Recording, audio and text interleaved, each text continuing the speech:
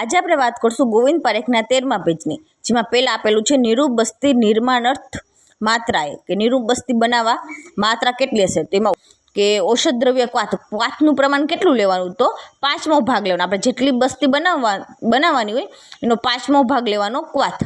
એમાં વાત જ વિકૃતિ મેં સ્નેહ, કે વાત જ વિકૃતિમાં આપણે સ્નેહ કેટલું લેવાનું, તો 4થો ભાગ લેવાનો. પૈતિક વિકૃતિ મેં સ્નેહ તો 6થો ભાગ લેવાનો, અને શ્લેષ્મિક વિકૃતિ મેં સ્નેહ તો 8મો ભાગ લેવાનો.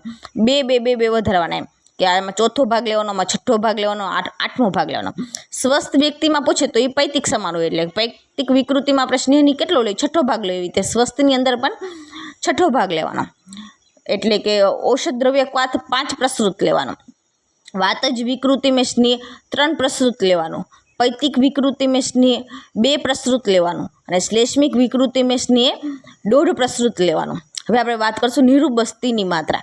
તો 6 મહિનાથી 1 વર્ષ સુધી અડધી પ્રસૃત આપવાનું, અને એના પછી છે ને 12 વર્ષ સુધી અડધું વધારવાનું. એટલે કે 2 વર્ષે 1 આપવાની, 3 વર્ષે 1.5, 4 વર્ષે 2, એવી રીતે 5 વર્ષે 2.5, 6 વર્ષે 3, 7 વર્ષે 3.5, અને 8 વર્ષે 4, 9 વર્ષે 9.5, 10 વર્ષે 5, 11 5.5, 12 6 પ્રસૃત. એટલે 12 વર્ષ સુધી આપણે અડધું વધારવાનું. પછી 12 વર્ષ પછી આપણે 1 વધારવાનું. એટલે કે 13 વર્ષે 1 વધારે, એટલે કે 7, 14 વર્ષે 8, 15 વર્ષે 9, 16 વર્ષે 10, 17 વર્ષે 11, અને 18 વર્ષે 12. પછી 18 વર્ષે 12 પ્રસૃત રાખવાનું. પછી 18 થી 70 વર્ષે પણ આપણે પછી નહીં વધારવાનું, પછી 12 પ્રસૃત જ આપવાની. પછી 70 વર્ષથી વધારે વયનું વ્યક્તિ હોય તો એની અંદર 16 વર્ષવાળી, એટલે કે 10 પ્રસૃત આપવાની. આ એક્ઝામ એકવાર ક્વેશ્ચન પૂછાયેલો છે કે 16 વર્ષે કેટલી આપવાની નિરૂપ બસ્તીની માત્રા, તો 10 પ્રસૃત આપવાની. હવે આપણે વાત કરશું ઉત્તર બસ્તી. ઉત્તર બસ્તી તો પુષ્પ નેત્ર પ્રમાણ. તો સ્ત્રીમાં ચરક અને સુશ્રુતે 10 અંગુલ કીધેલું છે, અને કન્યકા ક્યાં હોય તો 4 અંગુલ પર હશે. પુરુષમાં ચરકે 12 અંગુલ કીધેલું છે, જ્યારે સુશ્રુતે 14 અંગુલ કીધેલું છે, અને કન્યકા ક્યાં હશે, મધ્યમાં હશે. હવે આપણે વાત કરશું બસ્તી નેત્ર છિદ્ર. તો ચરક એમ કીધું છે કે સ્ત્રીની અંદર મુદક પ્રમાણ હશે, અને પુરુષની અંદર સરસપ પ્રમાણ હશે, એટલે કે યલો સરસપ સમાન હશે. આપણે વાત કરશું નેત્ર પ્રવેશ. તો ચરક એમ કીધેલું છે કે સ્ત્રીની અંદર યોનિ માર્ગમાં આપણે નેત્ર પ્રવેશ કરાવવો હોય તો 4 અંગુલ પ્રવેશ કરાવવાનો, અને મૂત્ર માર્ગમાં 2 અંગુલ પ્રવેશ કરાવવાનો.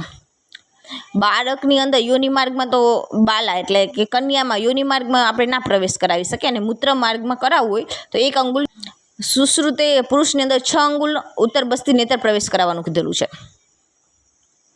ઉત્તર બસ્તીની માત્રા. તો ચરકે હે ને હાફ પલ પુરુષની અંદર કીધું છે, અને 1 પલ સ્ત્રીની અંદર કીધેલું છે. જ્યારે વાઘભટ્ટે ઉત્તર બસ્તી સ્નેહની માત્રા શું કીધું છે કે પુરુષ અને કન્યાની અંદર 1 સુક્તિ કીધેલું છે, જ્યારે સ્ત્રીની અંદર 1 પ્રકુંજ કીધેલું છે. હવે વાત કરશો આપણે સુશ્રુત પ્રમાણે. તો સુશ્રુતે પુરુષ અને સ્ત્રીમાં અલગ અલગ કીધેલું છે. એમાં સ્નેહ અને ક્વાથ.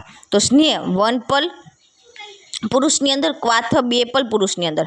જ્યાં સ્ત્રીની અંદર એના કરતાં ડબલ કીધેલું છે, એટલે કે સ્નેહ 2 પલ અને ક્વાથ 4 પલ કીધેલું છે. એટલે 1 પલ એટલે કે 1 પ્રકુંજ થાય. આ એકવાર એક્ઝામમાં પૂછાયેલો છે કે સુશ્રુત અકોર્ડિંગ ઉત્તર બસ્તીની માત્રામાં સ્નેહનું પ્રમાણ પુરુષની અંદર શું હોય, તો 1 પ્રકુંજ હોય.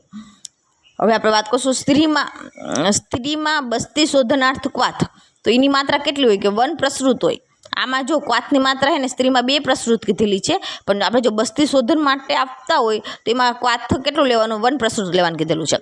પુરુષમાં પુષ્પ નેત્ર કેનું બનેલું હોવું જોઈએ, તો સ્વર્ણ અથવા રજતથી બનેલું હોવું જોઈએ. એની આકૃતિ કેવી હોવી જોઈએ, તો જાત્ય અશ્વહન વૃતેન સમ ગોપુચ્છાકાર, એટલે કે ચમેલી હે, કનેર હે, એના પુષ્પના વૃત્ત સમાન અથવા તો ગોપ પૂછાકાર હોવી જોઈએ, ગાયના પૂંછડા સમાન હોવી જોઈએ. એની વિધિ શું કીધું, એને બેસાડીને બીઠા કર લિંગ મેં સલાકાસ્ય માર્ગ અન્વેષ કર નેત્ર કો 6 અંગુલ પ્રવેશ કરાવે. એટલે કે પુરુષને બેસાડી દેવાનું, એના લિંગની અંદર સલાકા નાખીને માર્ગ ચેક કરીને પછી નેત્ર 6 અંગુલ પ્રવેશ કરાવવાનો. સ્ત્રીની અંદર એમ કીધું છે કે એનો અગ્રભાગ કેવો હોય, કે માલતી પુષ્પ કે વૃત્ત કે સમાન હોવો જોઈએ. એમાં રજો ધર્મ કે પશ્ચાત ઋતુકાલ મેં જબ યોનિ કા મુખ ખુલ્લા રહેતા હે તબ દેની જાય. એટલે કે સ્ત્રીની અંદર જ્યારે રજો ધર્મ પૂરું થઈ જાય એના પછી ઋતુકાલની અંદર જ્યારે યોનિ માર્ગ ખુલ્લો હોય ત્યારે આપવાની કીધેલી છે. ઉત્તાન લીટા કર ઘૂંટને કો ઉપર મોડ કર બસ્તી નેત્ર પ્રવેશ કરાય, એટલે લિથોટોમી પોઝિશનમાં આપવાની કીધેલી છે. Thank you.